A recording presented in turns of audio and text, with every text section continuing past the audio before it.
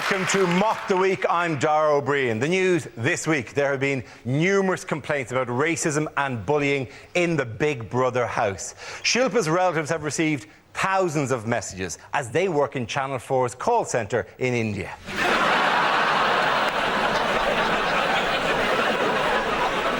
Jade is now officially the most unpopular goodie, breaking Bill Oddie's 30-year run. America is sending an extra 21,000 soldiers to Iraq, but questions are being asked about the apparently random nature of their foreign policy. Last week, they bombed Mogadishu after George Bush sneezed during a briefing. This week, England and Scotland celebrated 300 years of political unity. The relationship has been compared to a marriage. After so long together, the magic's gone out of it, and they're only staying together for the sake of the Welsh. In one of the biggest opinion polls ever carried out in England, people were asked if they preferred to be called British or English. An overwhelming majority replied Romanian.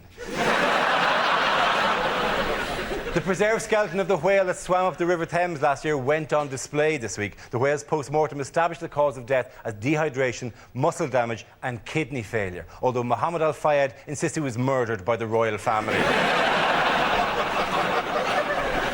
Joining me tonight are six of the country's top comedy performers: Andy Parsons, Mark Watson, Russell Howard and Frankie Boyle, Hugh Dennis and Ian Stone. Welcome to the show.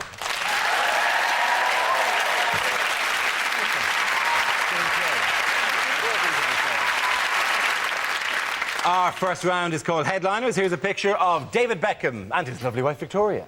But what does the DBPB stand for? Is it Desperate Bulimic's Pointless Boyfriend? Yeah.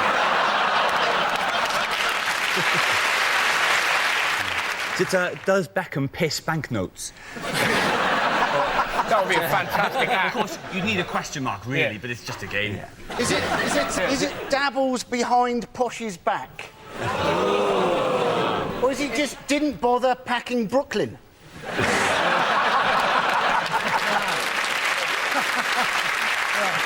Is it something about a payday bonanza or something? I'd like to have a crack at this. Is it David Beckham's payday bonanza? It's a good guess, but no, it's not. It's David Beckham's pay bonanza. Hugh was the closest, rather than Hugh. Right. Yes, it celebrates the former England captain's impending move to American club LA Galaxy. Beckham hopes to raise the profile of football in America, as well as earning close to £130 million over 5 years, or £70,000 a day. Are we all really happy for him? Yeah. We've all done stuff for money. My brother ate some dog food for 20 quid. It's hardly a payday bonanza, though. It's 3 years old. What they're saying is he only gets £5 million for playing football and the rest is image rights and all the rest of it. And they're saying the reason he's getting most of the money is because he will appeal to the Hispanic market because he can speak Spanish. He can barely speak English. The best thing about this, though, it just gives, like, old people an opportunity to wax lyrical about the old footballers. Like, my granddad was brilliant, like, and he always invents players, I'm sure of it, but he was there the other day just kind of go, David Beckham, he's bloody... I tell you what, never as good as Will Flangleberry. Will Flangleberry, he was so good, he scored 81 goals in a game. So poor, he lived in a kettle. He used to eat nothing but gravel, and he was still better than bloody Beckham. You're just trying to win the argument. Is there an element that this entire story just proves once and for all that this country hates success? Exactly. You cannot handle somebody having a perfectly nice retirement gift of 130. We hate successful morons. We really like successful people who develop cures for diseases and stuff like that. That's great. So if the story was Stephen Hawking signs for LA Galaxy for 130 It's a shame, though, because, like, really good players, like, you know, Paul Scholes is probably going to end up fighting pigs for a living when he's old. Do you know what I mean? I watched that. With Stephen Hawking, But he'll have no money, do you know what I mean? Or someone... Why are we under pressure just because Paul Scholes is quiet that he's frittered all his cash away on Findus crispy pancakes or something? Apparently he spent it all desperately trying to find a cure for gingerness. There's not enough money in the world. It's called Scholes' Folly. This entire research project here, which is just there to cure Scholes' gingerness. It's vulgar. It's not just a lot of money. It's nearly 130 million. Plus, the season doesn't start till April, so until then he can claim unemployment benefit. I'm I'm not jealous of all of Beckham's money. He has still got to listen to her singing in the bath. And I'm thinking, I bet Tom Cruise and Katie Holmes are regretting say, come and stay. They weren't expecting 5 years, were they? Why is Tom Cruise befriending him? That's what we've got to ask ourselves. He wants to get him into the movies. Why would someone who's a Scientologist, who's in a religious cult, want to befriend a rich, gullible idiot? We have to say that we don't know. Yeah. We have to say that we don't know for legal reasons. How did he describe Tom Cruise during the week? A very wise man. Very short. No, he wasn't short. A very wise man. Very wise man. Apparently, though, Tom Cruise, he's level 7 thetan for the Scientology Church. And apparently, right, there's various levels, and you get to level 3, and you learn the big secret, which is apparently that 75 million years ago, an evil galactic warlord called Xenu got 13.5 trillion aliens from various different planets, brought them back to Earth, put them in volcanoes, vaporised them, and their radioactive beings now inhabit our souls. Now, two things in this, right? Firstly, right, imagine, right, having spent many years and a huge sum of your own wealth to find out that pile of horse shit, right? And secondly, imagine Tom trying to explain that to David Beckham. I think Cruise just does it to fill his time because he's finished as an actor. Mission Impossible 3, the fact you can have it Mission Impossible 3 suggests he can do these missions, really. It's really just mission quite tricky, but he'll do it. Is anybody worried about Posh in this whole thing? I mean, the fact is Posh is going to turn up in LA, and we've seen the women in LA. They're even thinner than her. Well, she's going to turn up. She's going to turn up at the airport and go, "Gosh, she's let herself go, isn't she?" She must be what, 6.5 stone, fat cow. On a slightly more serious note, what else has been going on across the pond? What's been the big story in America? Well, there's a new surge, isn't there? George Bush has decided to send in more troops to Iraq because that's going to cure the problem. I'd like to wait to Iraq as if it's actually... Well, at what point was it actually being called something else? It's official now. What Bush said in his statement, he said that these soldiers, 21,000 of them, were sent to Iraq, and part of it, although we're calling, to gain the trust of the Iraqi people, they will be calling door to door on the Iraqi people. That's what we got. 21,000 troops doing trick-or-treat. It's like democracy with a gun, isn't it? It's just so they go, right, you can vote. Not for that one! That's the one you vote for! Yeah. It's just that thing where, you know, the Americans say that they're losing the battle for hearts and minds, but then you look at Iraq on the news and there seem to be hearts and minds all over the place. The real trouble seems to be wiping the hearts and minds off the windshields. Are there any marketplaces in Baghdad that haven't been blown up? That's got to be doubly galling, hasn't it, that you're living under constant mortar fire and it's really difficult to get fresh veg? And obviously with Saddam Hussein and when they hung him, and they should have just let him go for a laugh, I think. I think they should have let him out, go on, off you go, Saddam. Do you think they should have put the thing on his head and then shoved him out the door? Spun him 4 times and then pushed him out?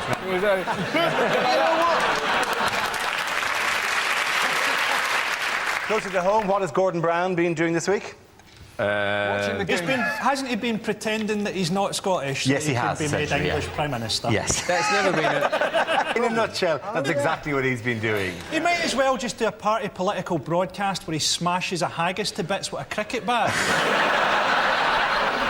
In terms of celebrating great days, what great days, of course, are we supposed to be celebrating? The Act of Union. 300 years of the Act of Union. 300 years. And how is it being celebrated? So commemorative £2 coin. it is, yeah. Which is funny, really, because if you try and spend Scottish money in this country, you may as well try and pay with a piece of cheese. That's what I always think is really strange. What the English don't know is that for many years we have actually secretly been at war with England, and what you think are tramps are actually reconnaissance. And we've got a lot of reports in. We've so far learned that London is awfully cold. It was about on telly the other day, I was watching it, and it was about having an English Parliament, and 60% people said they wanted it, 30% didn't, 10% said they didn't know, which implied that 10% of people had rang up to kind of go, yep, no, don't know. Just nice that my opinion matters, thank you very much. You've got to feel sorry, haven't you? You've got to feel sorry for Gordon Brown. He's waited 10 years for Tony Blair to piss off, and then, just as he's going to get Prime Minister, it seems that Scotland, in his own constituency, is going to piss off as well. That would be the funniest thing in the world if Tony Blair, as his last act, before you hand it over to Gordon Brown, released the Scots. Signed out the Union. And at the end of that round, the points go to Russell, Mark and Andy.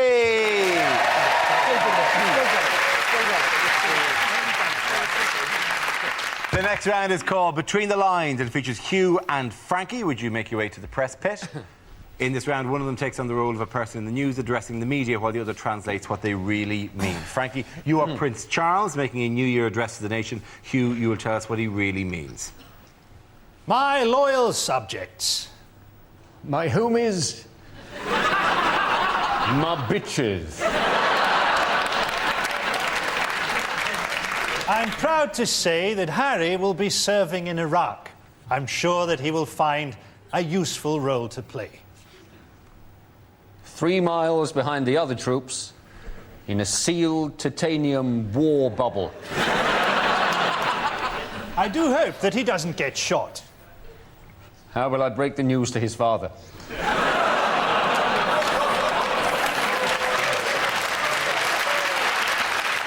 William, meanwhile, seems to have found a girl that he's in love with. So now he can marry someone else and keep her as his bit on the side. Tabloids are desperate to get hold of saucy pictures of Kate. I've got some. It was good to see Helen Mirren winning a Golden Globe. I thought she did a wonderful performance as my mother. I've been having some very confusing dreams.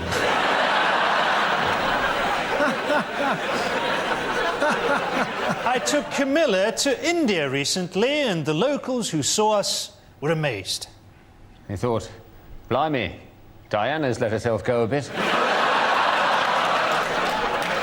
Surely it is now time that Diana was laid to rest. After all, it's nearly 10 years since we had her killed. My sons were both very upset at the time. He kept on asking why I smelt of brake fluid. Well done to Hugh and Frankie!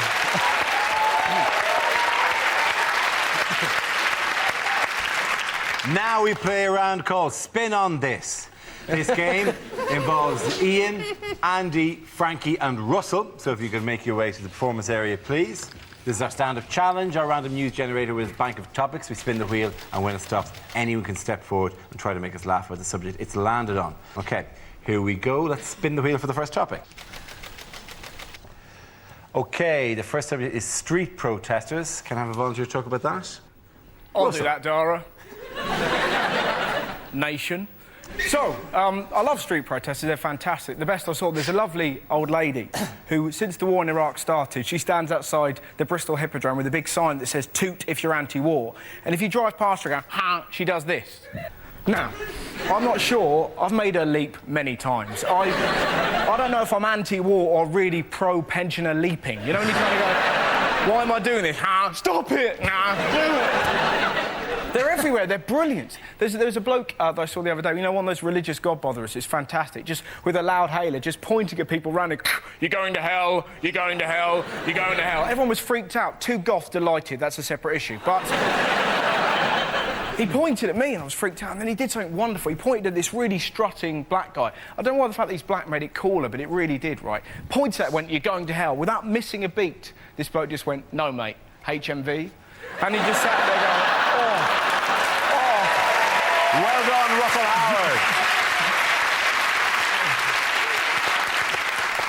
Howard. OK, let's spin the wheel again. The subject is extreme fundamentalism. Ian. You're saying extreme fundamentalism? Yeah, the fundamentalism on a skateboard. If you could do that, that'd be great. Yeah, well, it's basically extreme fundamentalists burning American flags. Where do they get them, by the way? Where do they get them? We don't see it, you know. As soon as they turn the cameras off, someone's there going, put it out, for goodness sake. I've only got 2 left. Use the asbestos flag, like I said. I think some Jewish bloke's got a big warehouse in the Middle East, don't you? Business is business. Well done, Ian Strong. That leaves it with Frankie and Andy. The next topic is... political correctness. Who would like to go? Frankie!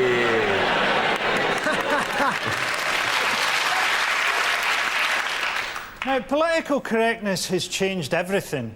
People forget that even political correctness itself used to be called spastic gay talk.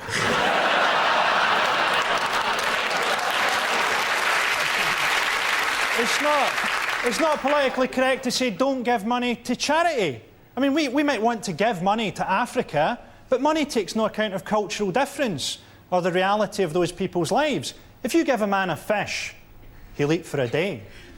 If you give him a fishing rod, he'll break it up for firewood. Or swap it for a fish. Thank you, Boyle.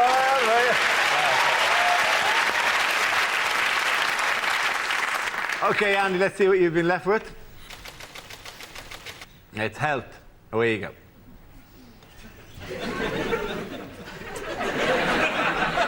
Now, once again, they've been having a go this week, haven't they, about skinny models, saying that they give us a bad body image. Now, I'm not sure we're quite that insecure, are we? You know, I see a skinny model, I don't think, oh, I better go on a diet. I think, oh, there's a skinny model, I bet they're hungry. I think I'll have a pie. At the end of that round, points for both teams. Give it for both teams. This round is called If This Is the Answer, What Is the Question? On the board are 6 categories. Ian, which category would you like? I'll have crime, please. OK, your category is crime. The answer is gun runners, robbers and murderers. What is the question? Is it, what is the largest entry in the Baghdad Yellow Pages? Is it what was the less successful follow-up to Cher's Gypsies, Tramps and Thieves? Is it, according to the Daily Mail, how should we categorise asylum seekers?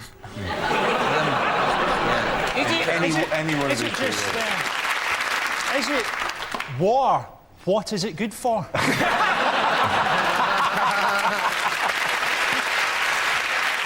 It is a matter, I'll give you a clue, it's a matter of records.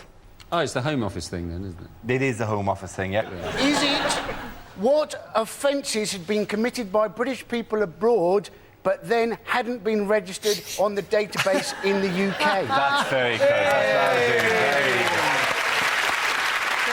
The question I was looking for was what kind of convicted criminals were missing from the police records after a Home Office bungle. This is the news that the Home Office have failed to update police records of Britons convicted abroad, leaving the perpetrators free to apply for jobs in Britain, which I presume you're actually always free to apply. You can apply, for God's sake. I am a murderer. May I work in your school? Well, no, but you can apply, yeah. This is a joke, you know, because, OK, you know, being a government is difficult, right? So there's difficult things in government. It might be hard to find the line between individual freedom and collective responsibility. They're messing up on data entry. Apparently 1 in 5 of our records are wrong, and if the Home Office say it's 1 in 5, it's probably about 3/4.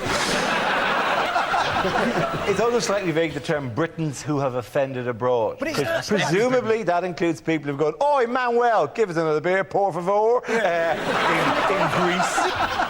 Whose fault it is? It's John Reid, or as he's listed on the database, John Reeves. I hate John Reid. He looks like a bouncer at a bowling club. It's only that he's had so many scandals. There have been 3 or 4, haven't they? Yeah. But it's not surprising, because the police are, the police are trying to do a good job, but they're a bit rubbish. I've only ever once been a victim of crime, which was when a flat I lived in was broken into. Dun, dun, dun. And I came home one day and the door had been knocked off its hinges. It was just splinters. And a policeman came round. They literally took it and then they shredded it. No, they didn't. They just... As the policeman came round, I was standing in front of this door, which was half there, right? And the policeman had his notebook and he went, "So, sir, any idea how they got in?"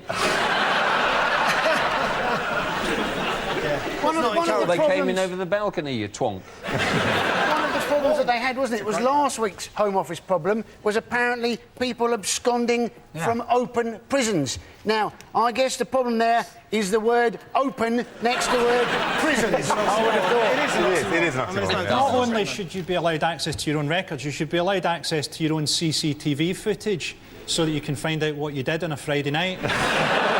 I knew I shagged someone. Great thing, the new CCTV footage, right? They can actually speak to people as well as see them. They can speak to them, and they're apparently going to use this to stop people littering. What a brilliant job that would be. You're there. Oi, pick it up. Hoodie board, this is God. On a possibly more serious note, what does everyone think of the Big Brother race route? I love the way that the viewing figures have gone up ever since the race. Yeah. People do love to tune in for a bit of racism. Guaranteed racism I'm of going a to get million. offended. I'd better have a watch of this one. Here we go. And Big Brother, the producers are deliberately doing this. They may as well just have the voiceover guy going, "Day 3, Jade is a bigot." Isn't the thing that basically we are at fault because as a viewing public we have over-promoted Jade Goody? Yeah. I mean, there's no point saying she's at fault because she's not fit to take any place in a civilised society. Hang on a minute. We're in the same situation as someone who's trained a monkey to be a butler. And saying, "Oh, I trained him to be a butler, and instead of ironing my shirts, you know what he's doing? He's throwing shit at the walls." Yeah, he's throwing shit at the walls because he's a monkey. It's a very powerful metaphor. How great would it be if someone's just turned on at that moment with you? He's throwing shit at the wall because he's a monkey. What's coming next? No, too much racism. Oh, they're talking about Jade Goody again. Plus, we've allowed Jade Goody's mum to have national television. If I was Jade Goody's mum, I would not be on TV. The only reality TV show I'd go on would be celebrities get sterilised for the good of the country. By the way, it took a slightly more serious turn, I suppose, in the sense that we're now at war with India.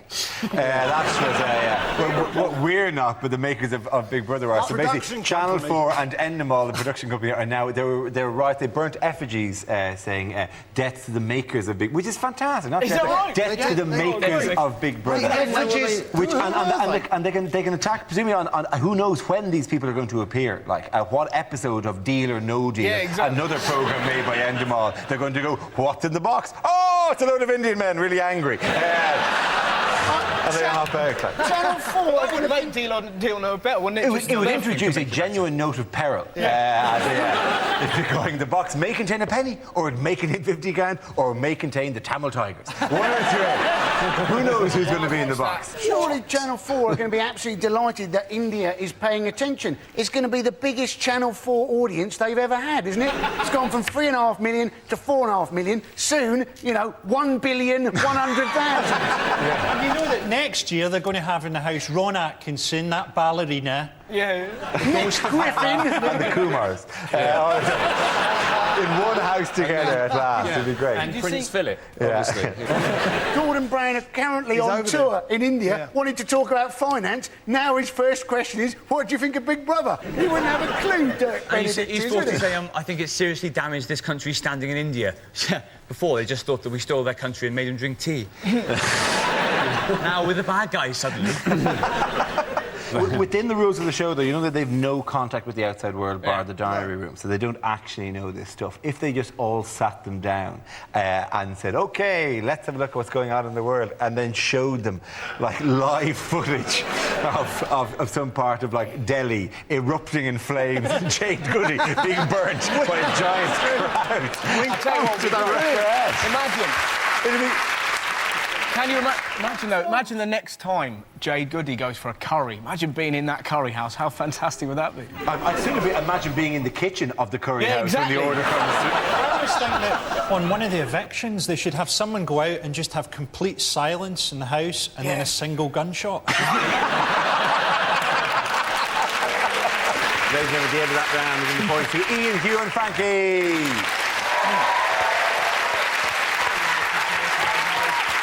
Now we come to our final quickfire round called Scenes We'd Like to See. This is for everyone, so if you can all make your way over to the performance area, please. I call it ideas for scenarios we'd love to see, and the performers come in with their suggestions.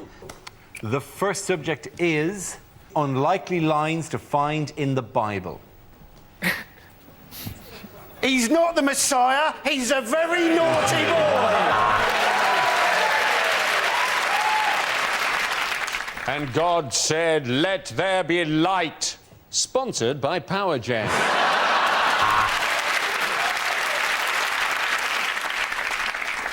A man who lies with another man should be stoned. It helps, that's all I'm saying.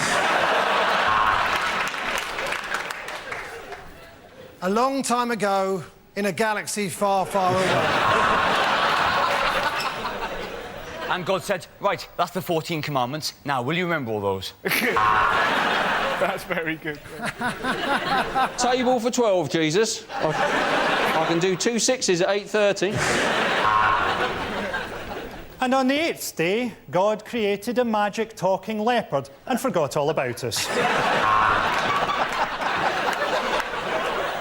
And Mary said God had given her a child, so Joseph went and joined Fathers for Justice. And it rained for 40 days and 40 nights, although Thames Water still had a hosepipe ban. St. Paul's third epistle to the Corinthians. Dear Corinthians, I've written to you twice now. No reply. I don't know how you do things in Corinth, but where I'm from, that's a bit rude. OK, the next topic is... In the week in which the government discussed raising the school leaving age, bad things for a teacher to say. Fight! Fight! Fight! Fight! Fight! You know the rules, Thomas. If you forget your PE kit, I take the lesson in my pants.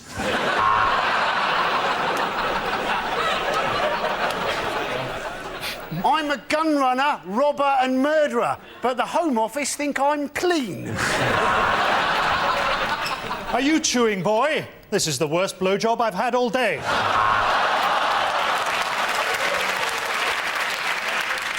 I don't know the answer, Watkins. I just do this job for the holidays.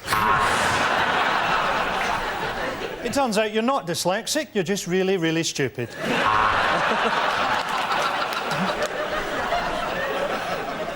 I have been at this school for over 40 years. I buggered your fathers and I will bugger you. OK, at the end of that, ladies and gentlemen, the winners are Ian, Hugh and Frankie.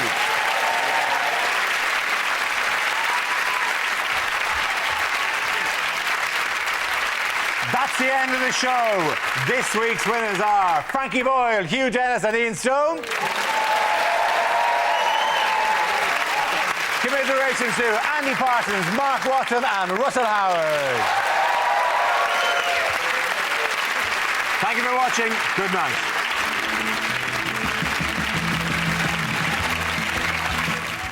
More Mock the Week next Thursday at the same time. Tomorrow at 10 here on BBC Two, Nigel Havers reveals what he'd like to send to room 101. And on BBC Three now, the toughest challenge yet for the teenage couples in Baby Borrowers.